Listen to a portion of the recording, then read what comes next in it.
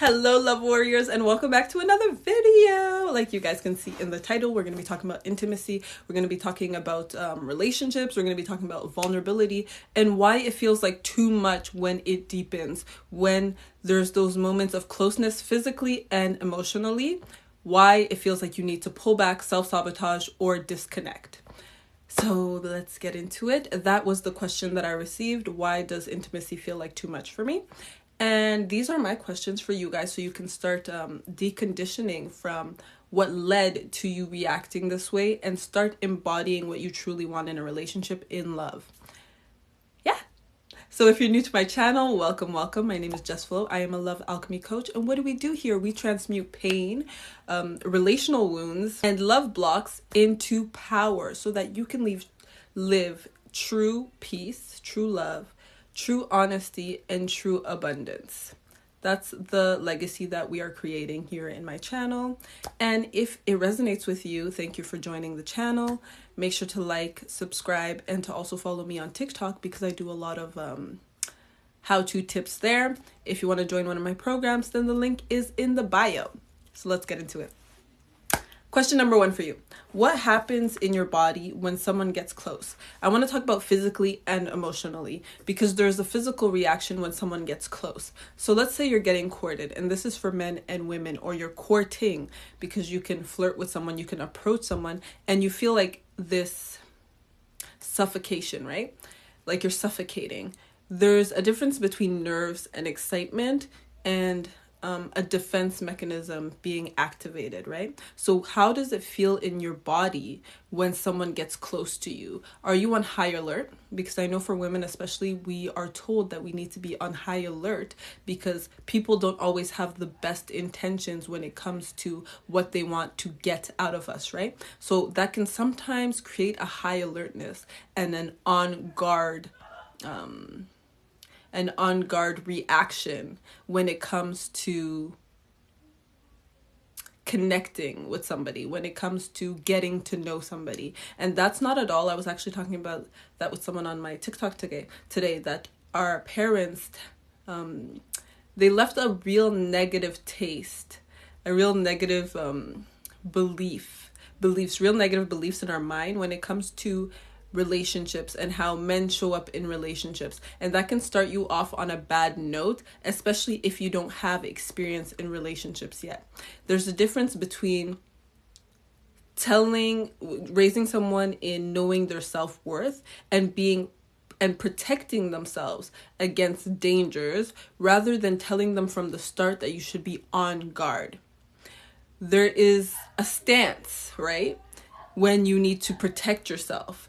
But there is a stance but being in that stance all the time drains you, it exhausts you, and it creates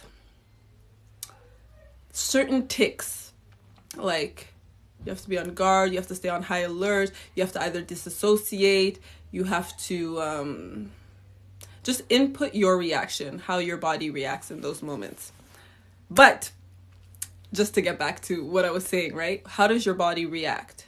And emotionally, so what I was saying about the thoughts that are going through your mind, they impact you emotionally because right from the start, you're on guard, you're in distrust, you're in what does he want from me, you're in the negative aspect of the emotions, the negative spectrum of the emotions, right? So physically, you're on guard, you're like side-eyeing, not smiling, being like, what does this person want from me?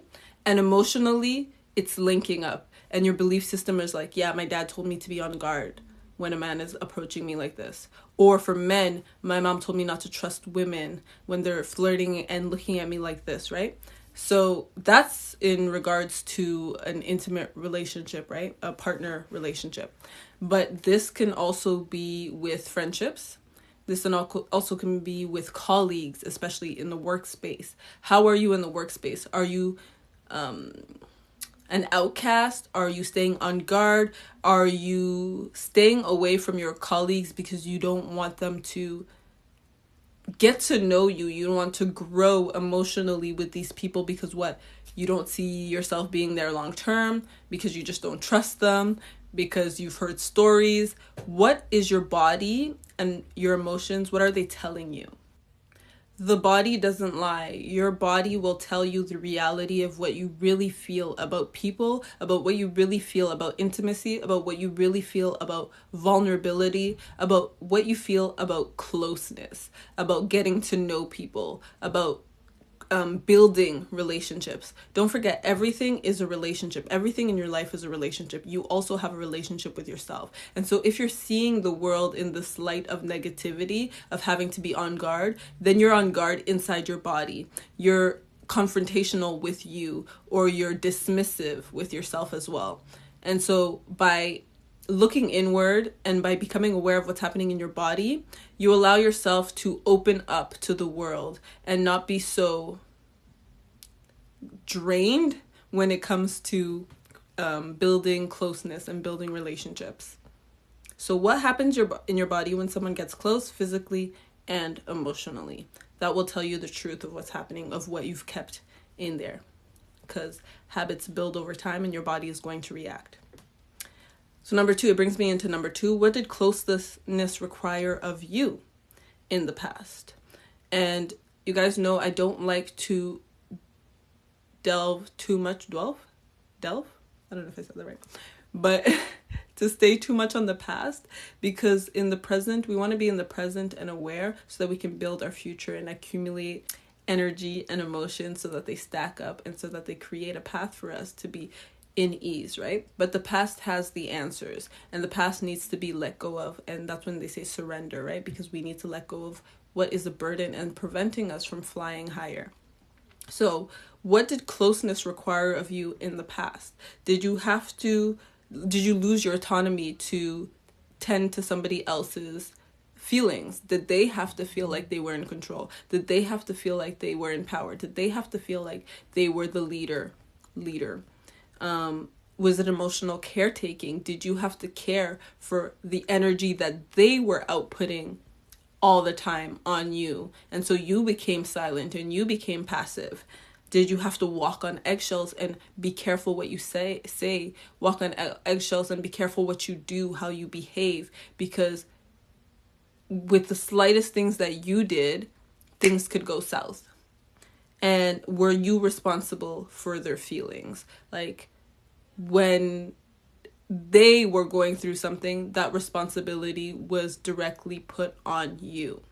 And I know they say the first child, that usually happens to the first child, that they had to care for their parents' feelings, and then they had to help their parents, grow up. You're raising your parents. So that comes from that. Look back into your past and understand what is happening here in my body, and how does it show up in my love life? How does it show up in my friendships? How does it show up with my coworkers? How does it show up with my business partners? How does it show up with sport partners, gym partners, sponsorships, whatever it is that you have relationship with people, with your advisors, people that are working for you? How does it show up, these past defense mechanisms?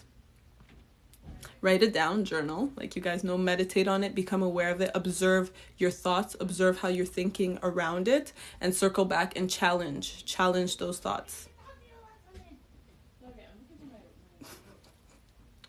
Number 3, what does your shutdown actually protect you from? I love this question because it actually requires you to go to the root of what's happening inside of your body.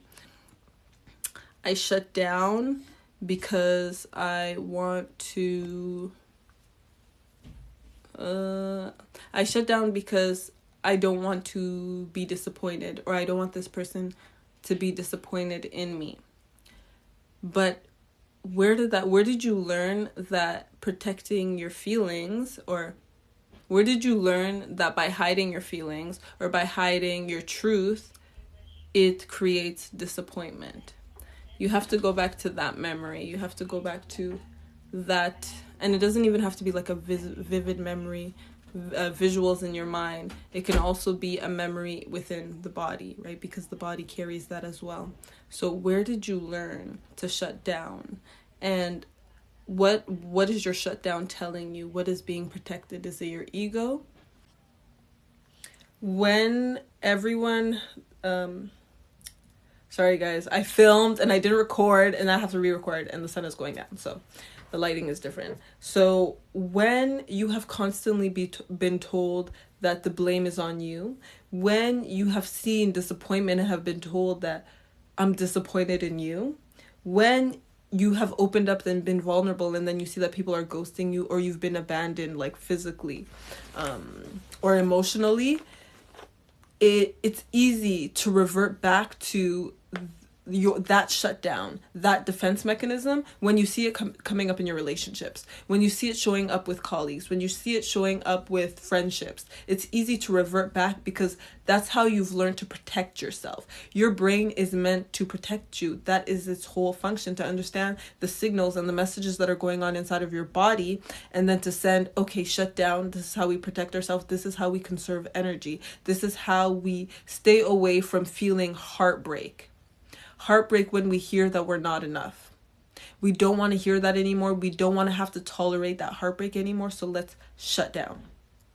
But becoming aware of that actually, it loosens this energy. So think of it like this. You guys know that when you have a belief system, it creates an egregore. An egregore is a thought form that you create an alliance with, and a spirit that you create an alliance with, and that will send you images to put you back into that emotion, into that energy, into that frequency, because it grows from harvesting off of that energy, right? And so you guys can go look more into egregores if that's not part of egregores. If that's not part of something that you've researched, I'm assuming if you're here on this channel that it is something that you've heard of before. If it's not something that you've heard of before, then we are physical, but we are also spiritual, and we have energetic alliances, and those energetic alliances, they support us in our bullshit, or they support us in our empowerment, right? And so through our ways of being, through our behavior, through our manifestation of our intentions, it reinforces that connection, it reinforces that alliance. And so when you shut down because you feel like you're not enough, because you're worthless, because you've been told that everything is on you and you don't deserve love unless you do this, it attaches to a thought form that has been created by society, right? It's like collective consciousness. And so it reinforces and strengthens that behavior in you, because it'll remind you, remember that time that Tina told you that you ain't shit? Yeah, well, you see, Lisa thinks you ain't shit too. And so now you start to feel like shit and you start to do shit behaviors. But the responsibility is on you to loosen up that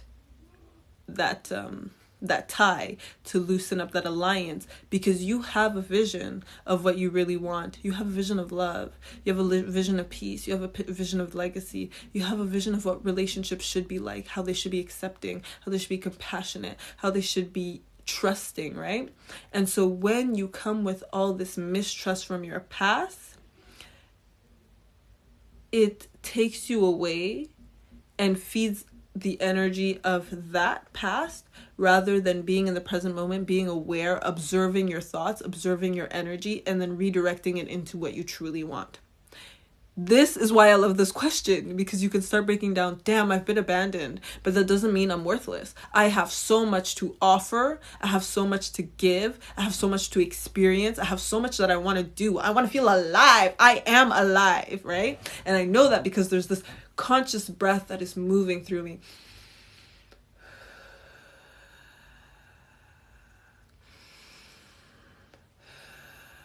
And when I take the time to sit with this conscious breath, I feel centered.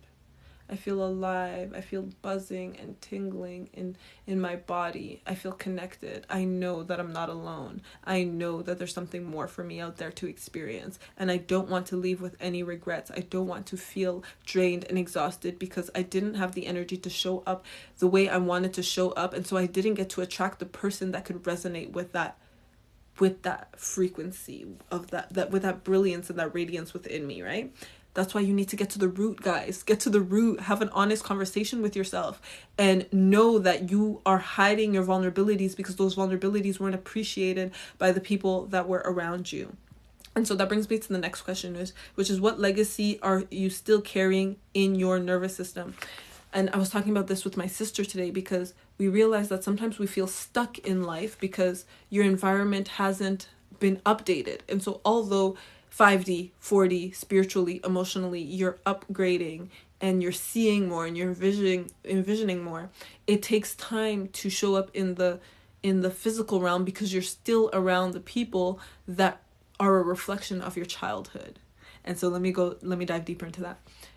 Between 0 to 18, your circumstances are not your choice. Your family, your cousins, your siblings, they're not your choice. They are who you grew up with. Your school wasn't your choice. They're who it's where you were put to be educated, indoctrinated, right?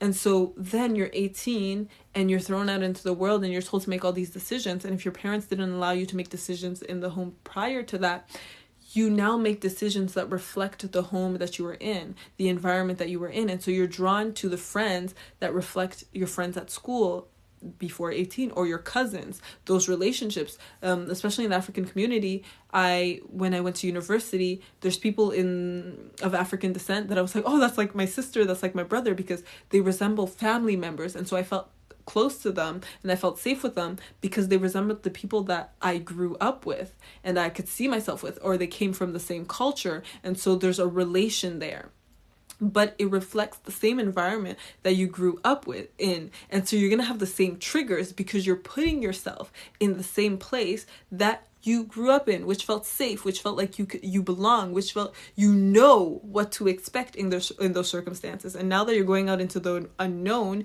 you need something familiar. Whereas if you're told from young age, you have self-worth, you get to experience the world, and sometimes the world is going to be challenging, but you have everything you need to be able to overcome those challenges and thrive.